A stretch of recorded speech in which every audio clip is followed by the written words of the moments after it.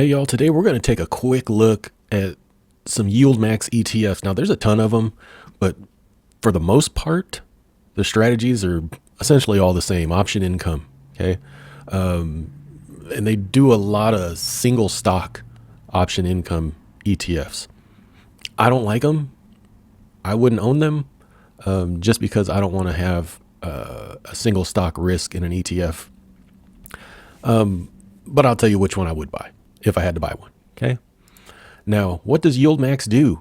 We're going to take a quick look at the NVDY YieldMax option income strategy.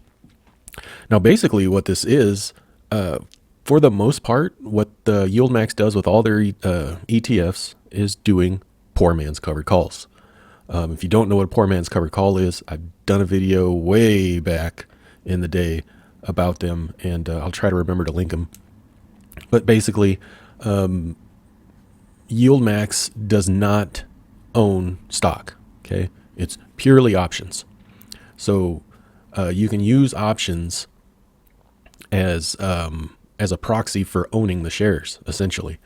And this is what they do. So the basic poor man covers call is buying a long dated call and then selling, air quotes, covered calls against the long dated call that you bought. Okay. And that produces income. Now that's fine as long as you really want the stock price to be somewhat stable. Now, NVIDIA isn't stable. You know, a lot of these, the reason why that they choose the stocks that they use is because they're not. They're volatility, right? And that's how you make money in options, is volatility. So NVIDIA, so let's look at the distributions. Look at this, 100% distribution rate. That's kind of insane. That's kind of insane. Now it is, if you don't know options, these numbers are astronomical to you. Like if you're just used to, you know, a 3%, 5%, 10% distribution rate out of an ETF. But if you're trading options, you understand that you can actually get these kind of returns. It's not the easiest thing in the world. Now, hopefully, YieldMax has some good traders.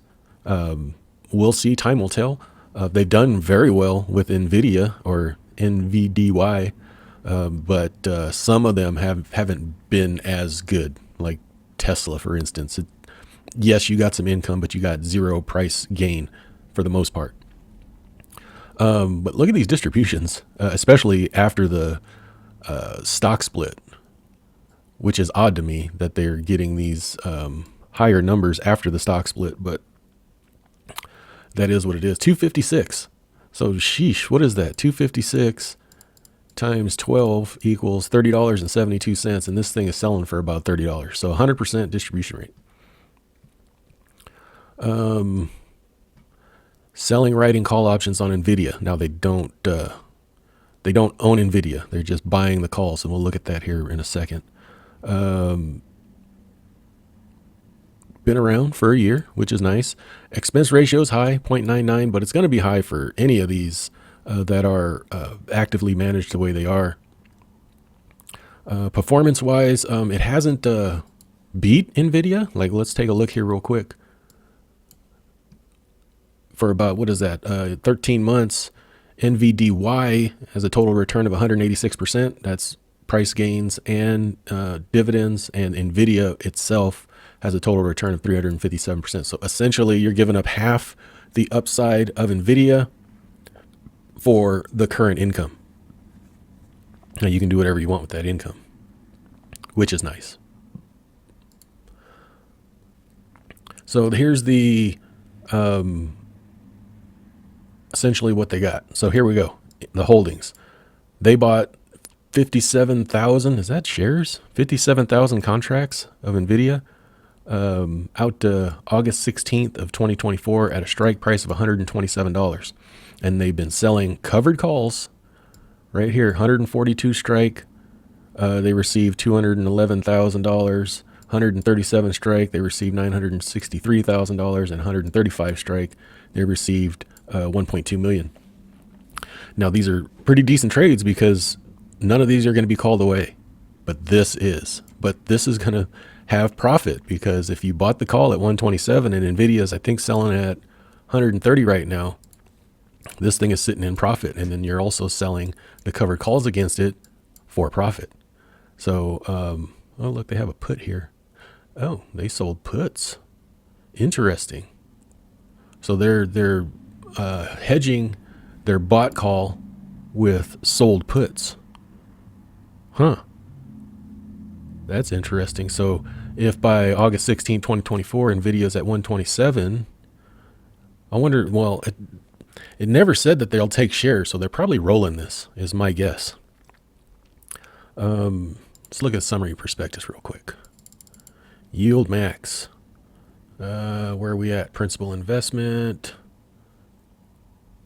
The fund strategy will cap its potential gains if NVIDIA shares increases in value. That's if they're buying the bought call, right, will increase in value, but it will stop if they hit those sold calls the sold strikes that they sold. Okay, that makes sense. If they're buying the call at 127 and NVIDIA goes up to 140, they're going to have to sell their call that they bought at a lower price than it is if the price went up. Jeez, that's crazy. That's way too much. If. So the fund strategy is subject to all potential losses if NVIDIA shares decrease in value. So that's why they call it a synthetic option, is because you're not buying shares. So your call option, if NVIDIA shares they bought at 127, if it falls below that, it starts decreasing in value, just like you would if you own the stock.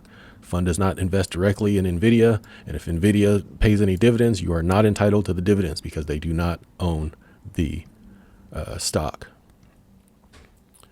So there you have it. Interesting. I like this one, but I don't know if I would subject myself to the single stock madness. What I might do, though, is they have a fund of funds. Okay, it's called YMAG, and it has a distribution rate of only 40%, but it's probably going to be less volatile than NVDY. Let's see how it did performance-wise. It's probably going to be a lot less. Yeah, it is. But it's still, you know, 6 months, you got a 77 annualized gain of 200% on NVDY and a 50% annualized gain on YMAG. But you're going to have a little less volatility. And then you don't have to choose which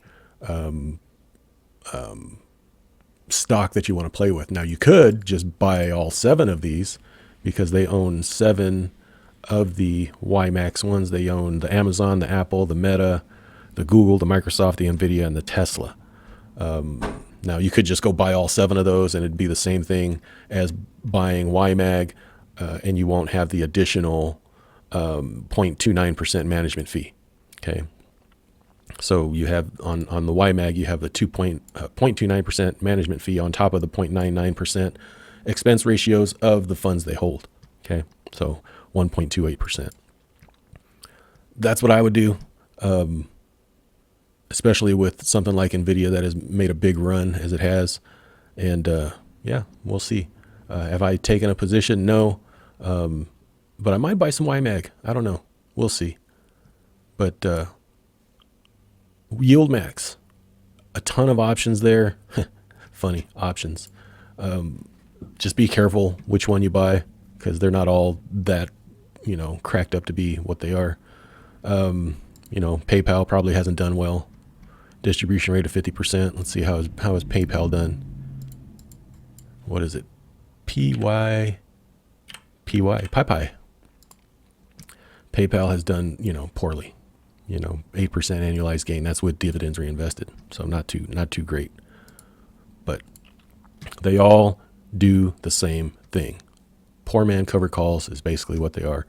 You can do it on your own if you'd like. You just take some time and then you get to save the expense ratio. So it's up to you. But NVIDIA with 100% distribution rate, very interesting. It'd be interesting to see if they are able to keep up this this distribution rate going forward. I don't think so, but you never know. It just depends upon the performance of the option sellers and buyers and sellers, and how well they time and all that stuff. I don't know if they close stuff early, doesn't mention that. So, it's kind of a mystery. So there's YieldMax.